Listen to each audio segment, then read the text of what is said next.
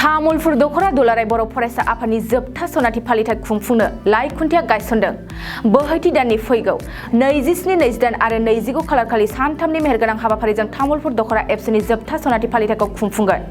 बे फालिथायखौ तामुलपुर दख'रा एबसुनि सिङाव थानाय पद्म आनन्द दालाय आफादनि मुंख्लं गेवलां फोथाराव गाजा गोमजायै खुंफुंगोन।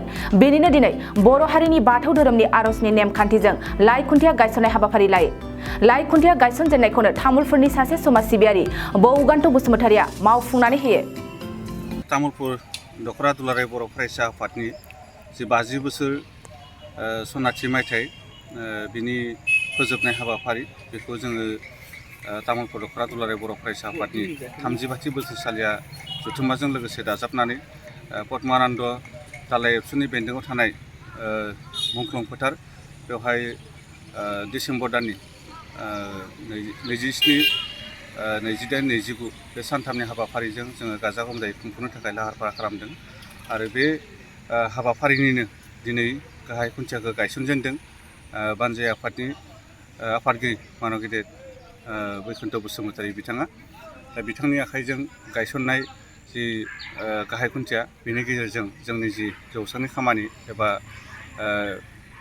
जथुम्मा जागोननि जे जायगा बेखौ आबुङै खामानि मावनो थाखाय बानजाय आफादा थियारि जादों। दुलाराय बर' फरायसा आफादनि माखासे मिशन बिथांखिफोरखौ लानानै बा मावथांखिफोरखौ लानानै जों गुवारै सावरायगोन। दुलाराय बर' फरायसा आफादा बर' माहारिखौ सोरगिदिं जौगानायनि थाखाय बा टटेल रिभलिउसननि थाखाय दुलाराय बर' फरायसा आफादा खामानि मावगासिनो दङ। दा बेनिनो माखासे हाबाफारिफोर जों बेहाय रनसायदों।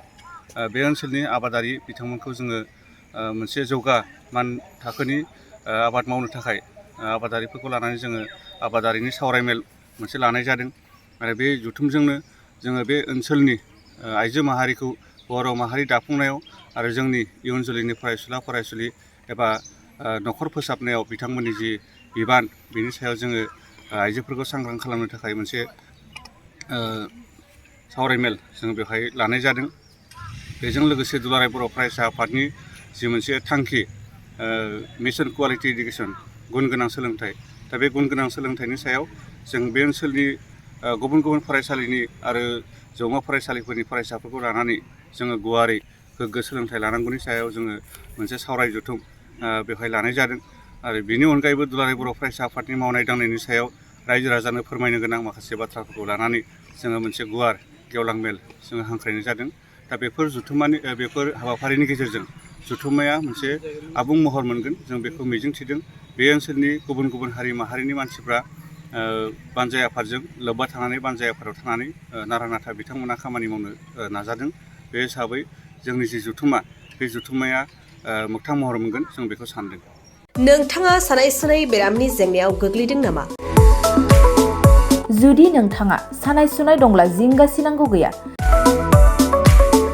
चिरां जिल्लानि बेंटल गेट साफागुरियाव दायो एसआइ निउर' थेरापि सेन्टार दंसै। बे थेरापि सेन्टाराव नोंथाङा गोरलैयैनो देहानि सानाय सुनायखौ फाहामथाय लानो हागोन। बे आथिं सानायानो जाग्रोदों, ओमफ्राय जानाया एसे सिगांनिफ्रायनो जाखादों, ओमफ्राय बिदिनो गुबुन गुबुन मुलि जाबाबायदों, ओमफ्राय हामाखै। दिनैनि ट्रिटमेन्टआनो आङो एसे मोजां मोनसिनबाय। जेरै सिं सानाय, आफादावरि सानाय, मोदोम जरा सानाय, आइजोफोरनि जेंना, खर' सानाय बायदि बेरामखौ फाहामनाय जायो। लोगोसेयैनो बे सेन्टाराव थानानै फाहामथाय लानो हानायनिबो सुबिदा खालामदों। नोंथांमोनहा एसआइ निउर' थेरापि सेन्टाराव फाहामथाय लानो गोसो दंब्ला नैबे मबाइल नम्बर 7620160459 नङाब्ला 9476977956 आव थोंजों सुलाद लानो हागोन।